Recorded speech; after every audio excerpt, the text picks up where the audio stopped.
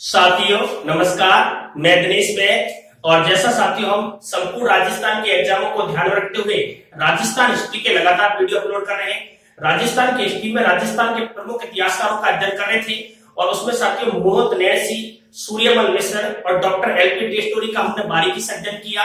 ध्यान रखने की योग्य बात है साथियों, कल मैंने जो वीडियो अपलोड किया था डॉक्टर एलपी टेस्टोरी का किया था, उसमें साथियों जैसे एक संदर्भ तिथि गलत हुई थी। जैसे डॉक्टर एलपी टेस्टोरी की जो मृत्यु हुई थी वो मैंने 23 नवंबर 1919 बताया था, लेकिन वास्तविक रूप से देखा जाए तो 22 नवंबर कब हुई थी? 22 नवंबर 1919 को बीकानेर में इनकी क्या हुई थी? मृत्यु हुई थी। उसके बाद इनकी कार्यस्थली भी बीकानेर थी। वो जन्म के बारे में चर्चा कर दिया था कि जन्म इनका इटली के उदयन गांव में हुआ था। उसके बाद साथियों ध्यान रखना, नथमल जोशी ने इनका एक आत्मकथा लिखी गई थी, उसका नाम था धौरारी धणी। धौरारी धरती धौरारी तो कन्हैयालाल सेठिया ने लिखी थी, लेकिन धौरारी धणी एक आत्मकथा लिखी गई थी, वो नथमल जोशी ने लिखी गई थी। ये आपको साथियों थोड़ा सा फैक्ट याद रखना है। हालांकि एग्जाम में आपसे मृत्यु की संदर्भ तिथि नहीं पूछेगा तो ये पूछेगा कि डॉक्टर एलपी टेस्टोरी की मृत्यु कहाँ हुई, तो बीकानेर में हुई। उसके बाद पूछेगा संदर्भ तिथि तो 1919 ही पूछेगा आपसे, 22 नवंबर 23 नवंबर। लेकिन ध्यान रखने की योग्य बात है, इनकी मृत्यु की संदर्भ तिथि 22 नवंबर 1919 है। और आत्मकथा की पूछे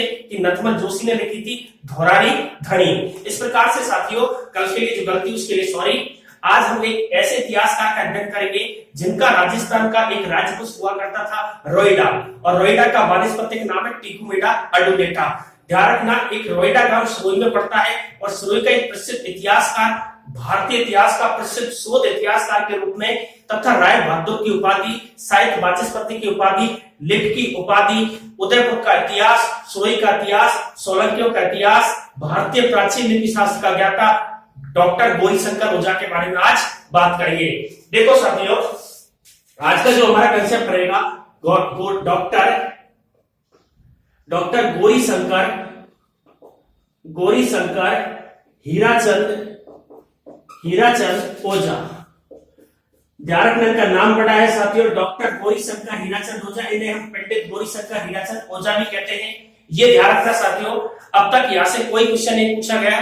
पूछा तो अब तक तो पूछा नहीं गया, लेकिन आगे पूछा जा सकता है। जैसे एक क्वेश्चन तो ये पड़ता है साथियों कि राजस्थान के इतिहास का पिता कर्नल जेम्स टॉड को मानते हैं। उन्होंने एक प्रसिद्ध ग्रंथ लिखी थी दी एंडास एंटिक्विटीज ऑफ राजस्थान का हिंदी अनुवाद या शुद्धिकरण किसने किया? तो डॉक्टर गौरीशंकर हीराचंद ओझा ने ही किया था। उसके बाद एक क्वेश्चन ये बन सकता है कि भारतीय प्राचीन लिपि शास्त्र का ज्ञाता कौन है? तो डॉक्टर गौरीशंकर हीराचंद ओझा है। इसके बारे में खुल के चर्चा करेंगे। इनका जन्म कहाँ हुआ था, इन्होंने कहाँ कहाँ का इतिहास लिखा था, बीकानेर में क्या लिखा था, उदयपुर में क्या लिखा था। देखो साथियों, इनकी बात करें, इनका मूल नाम था साथियों, इनका मूल नाम जो था, मूल नाम इनका ध्यान रखना गौरीशंकर था। पिताजी का नाम हीराचंद था। उनकी जाति क्या थी? ओझा। ये साथियों आपको थोड़ा सा याद रखना है। इनका नाम बड़ा है डॉक्टर गौरीशंकर हीराचंद ओझा। हीराचंद इनके पिताजी का नाम था, मूल नाम इनका गौरीशंकर था, ओझा जाति के थे। अब साथियों बात करें कि इनका जन्म कहाँ हुआ है। सबसे पहला क्वेश्चन ये पुटअप होता है, इनका जन्म कहाँ हुआ है। तो ध्यान रखना साथियों, जैसे हम राजस्थान का मानचित्र देखते हैं, ये राजस्थान का मानचित्र है। ये राजस्थान का मानचित्र विषम कोणीय चतुर्भुज या पतंगाकार है। टीएच हैंडले ने स्पष्ट किया था। ये राजस्थान का मानचित्र है साथियों। और अगर देखा जाए तो यहाँ पर आपको पता है जैसलमेर है, यहाँ पर बाड़मेर है, जैसलमेर के बाद बाड़मेर, बाड़मेर के बाद जालोर और जालोर के बाद सरोई। अगर बात करें हम सरोई की, सरोई का आपको पता है प्राचीन नाम आबुड प्रदेश था। क्या था? आबुड प्रदेश। सरोई का प्राचीन नाम क्या था? आबुड प्रदेश। ये आपको थोड़ा सा याद रखना है। उसके बाद ध्यान रखना, सरोई में ज्यादातर वंश मिलता था सोलंकी वंश। कौन सा वंश? सोलंकी वंश। अब देखो साथियों, बात अपन की चल रही है राजस्थान के प्रसिद्ध इतिहासकर्ता, इतिहासविद या इतिहास शोधकर्ता डॉक्टर गौरीशंकर हीराचंद ओझा की। हम सबसे पहले बात करेंगे इनका जन्म कहाँ हुआ। तो ध्यान रखना, राजस्थान में इसकी लोकेशन देखे जाए कौन से जिले में जन्म हुआ है, तो यहाँ जैसलमेर है, जस्ट नीचे बाड़मेर, जालोर के जस्ट नीचे सरोई पड़ता है। और सरोई का एक छोटा सा गांव था, उसका नाम था रोहिडा गांव। कौन सा गांव था? रोहिडा गांव। और रोहिडा गांव में इनका क्या हुआ है? जन्म हुआ है। किसका जन्म हुआ है? गौरीशंकर हीराचंद ओझा का जन्म हुआ है। अब बात करें साथियों संदर्भ तिथि की, तो संदर्भ तिथि आपको पता है कि जन्म की संदर्भ तिथि देखा जाए तो ध्यान रखना 15 सितंबर 15 सितंबर 1863 में इनका जन्म हुआ है।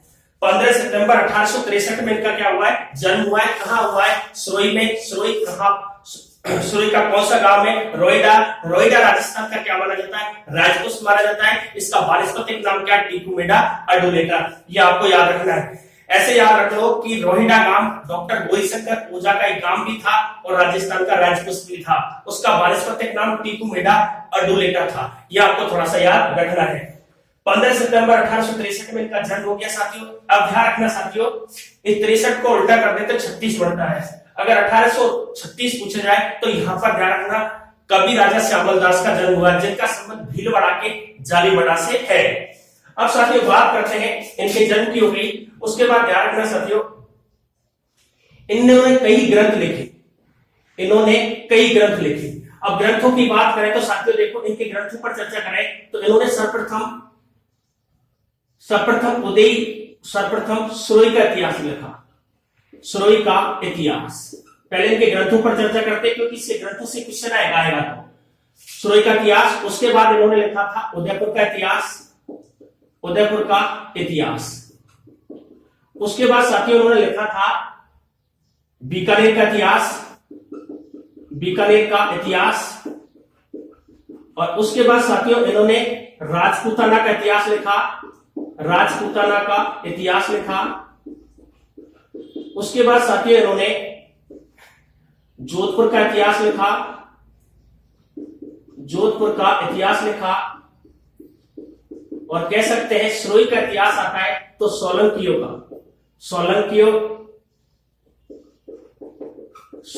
का इतिहास लिखा। उसके बाद साथियों इन्होंने एक ग्रंथ लिखा भारतीय प्राचीन लिपिमाला। भारतीय प्राचीन लिपिमाला। भारतीय प्राचीन लिपिमाला इन्होंने ग्रंथ लिखा था। अब देखो साथियों बात अपने चल रही है डॉक्टर गौरीशंकर हीराचंद ओझा की बात चल रही है। इन्होंने कई इतिहास लिखे थे, जैसे आपको पता है। ये ध्यान रखना ज्यादातर इन्होंने उदयपुर रह के भी इतिहास लिखे थे, लेकिन उदयपुर में आपको पता है इनको बुलाया किसने। अब एक क्वेश्चन होता है कि इनके गुरु का नाम क्या था। इनके गुरु का नाम क्या था, गुरु का नाम क्या था। तो ध्यान रखना श्यामल दास। श्यामल दास, इसे हम कह सकते हैं कवि राजा श्यामल दास। कवि राजा की उपाधि दी गई थी, ध्यान रखना, मेवाड़ के महाराणाओं के द्वारा कवि राजा श्यामल दास। श्यामल दास। अब देखो साथियों गौरीशंकर हीराचंद ओझा ने कई राजस्थान में ग्रंथ लिखे, जैसे सुरोई का इतिहास लिखा था इन्होंने। सुरोई का इतिहास इन्होंने 1911 के आसपास लिखा। उसके बाद उदयपुर का इतिहास। उदयपुर के इतिहास में इन्होंने डूंगरपुर,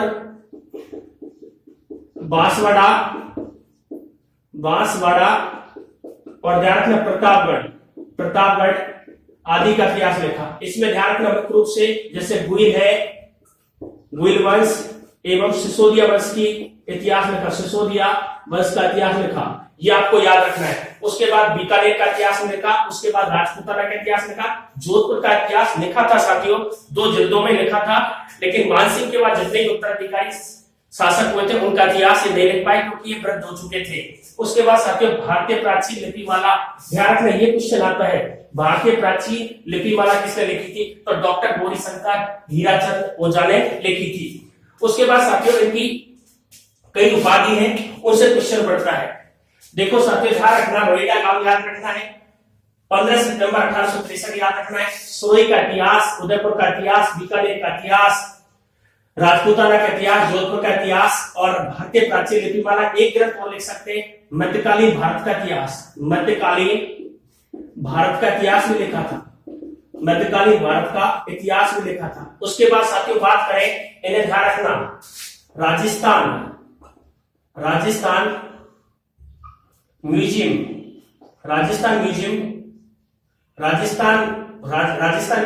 का क्यूरेटर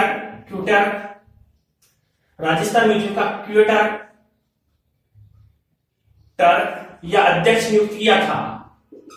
ध्यान रखना राजस्थान म्यूजियम का अध्यक्ष किसे बनाया था, गौरीशंकर हीराचंद ओझा को बनाया था। ध्यान रखना साथियों बीकानेर में एक म्यूजियम की स्थापना की थी, वो डॉक्टर एलपी पेस्टोरी ने की थी, लेकिन राजस्थान म्यूजियम क्यूरेटर का अध्यक्ष किसे बनाया था, ध्यान रखना किसे बनाया था, गौरी शंकर हीराचंद ओझा को बनाया था। उसके बाद ध्यान रखना साथियों, इनको एक कई उपाधि इनकी कई इनको उपाधि दी गई थी। तो उपाधियों की बात करें साथियों, तो इनको पहली उपाधि थी, ध्यान रखना, राय बहादुर की उपाधि।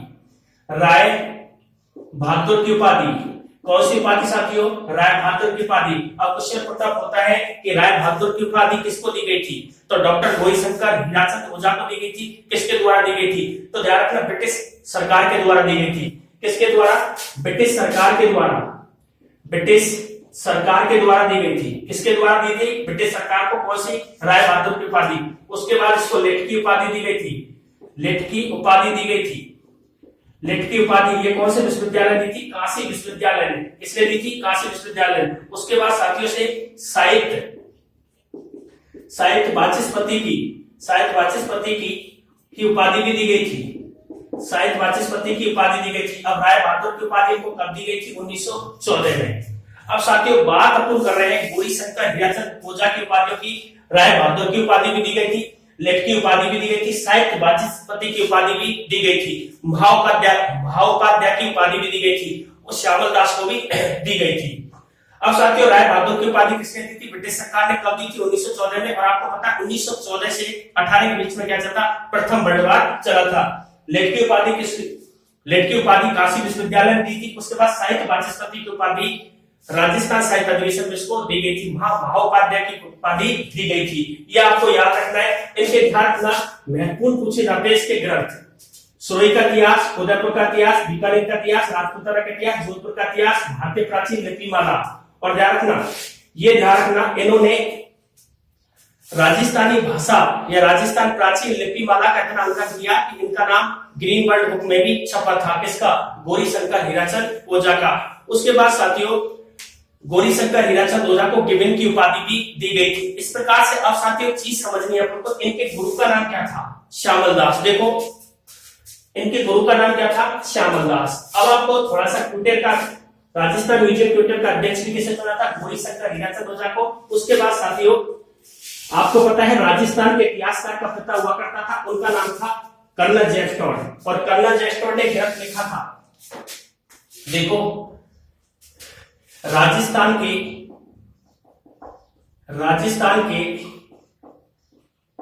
इतिहास के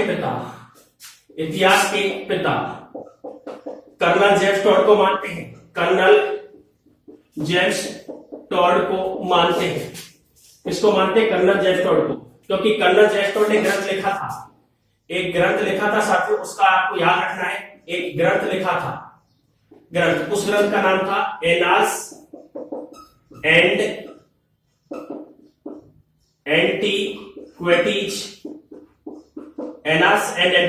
ऑफ राजस्थान। इसे बोलते हैं central western Rajputana state of India. ध्यान रखना, annals and antiquities of Rajasthan पुस्तक किसने लिखी थी, कर्नल जेम्स टॉड ने। ध्यान रखना ये इंग्लिश में लिखी गई थी, ये अंग्रेजी भाषा में लिखी गई थी। अब ध्यान रखना साथियों इसका हिंदी में अनुवाद की बात करें, इसका हिंदी में अनुवाद आपको पता है किसने करवाया था, गौरी शंकर हीराचंद ओझा ने। हिंदी में अनुवाद किसने किया था, गौरी शंकर हीराचंद ओझा ने इसका हिंदी में अनुवाद किया। उसके बाद ध्यान रखना कर्नल जेम्स टॉड का एक ग्रंथ था annals and antiquities of Rajasthan, वो बोलते हैं इंग्लिश भाषा, अंग्रेजी में था, लेकिन इसका हिंदी में अनुवाद गौरी शंकर हीराचंद ओझा ने किया था।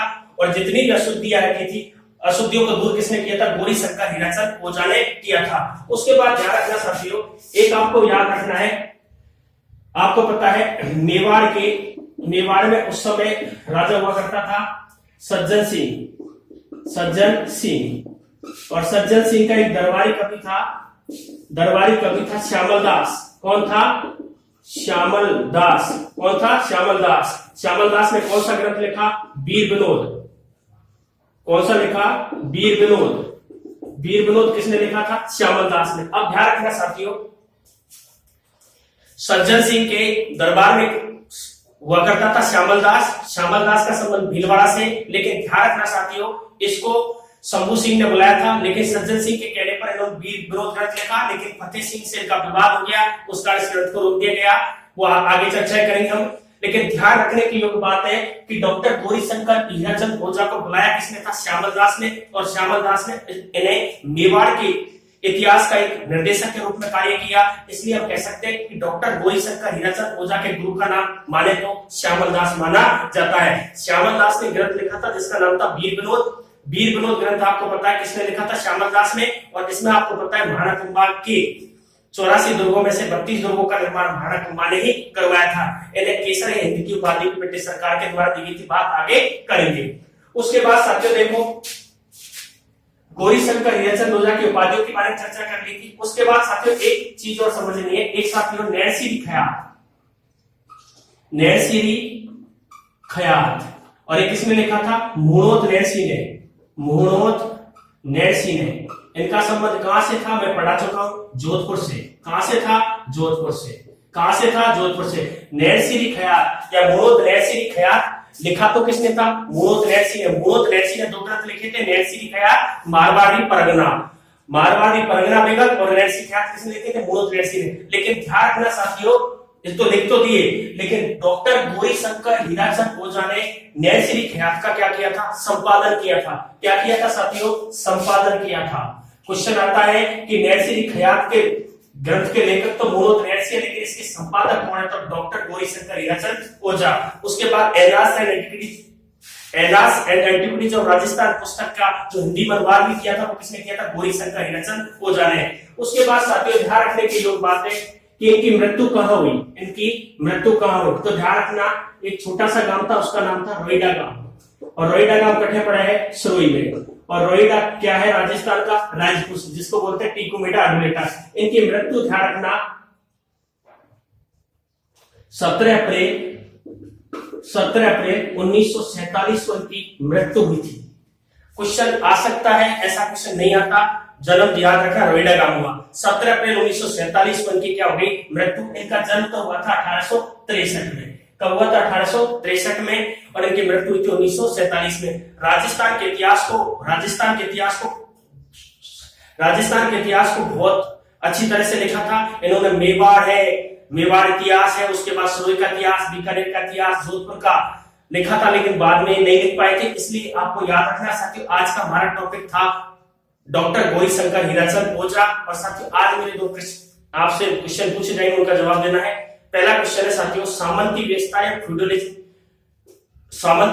फ्यूडलिज्म या जागीरदारी प्रथा का सबसे पहले विरोध करने वाला विदेशी इतिहासकार कौन था? सामंती प्रथा, क्योंकि ये बीएसटीसी के एग्जाम में आता कि सामंती प्रथा, फ्यूडलिज्म या जागीरदारी प्रथा का विरोध किसने किया था? तो आपको कौन सा विदेशी इतिहासकार था? उसके बाद ध्यान रखना, एक बताना साथियों कि कवि राजा श्यामल दास का संबंध कौन से जिले से था और कौन से राज्य का इतिहास लिखा था। ये साथियों 2 क्वेश्चन आज के लिए इतना ही। जय शिक्षा।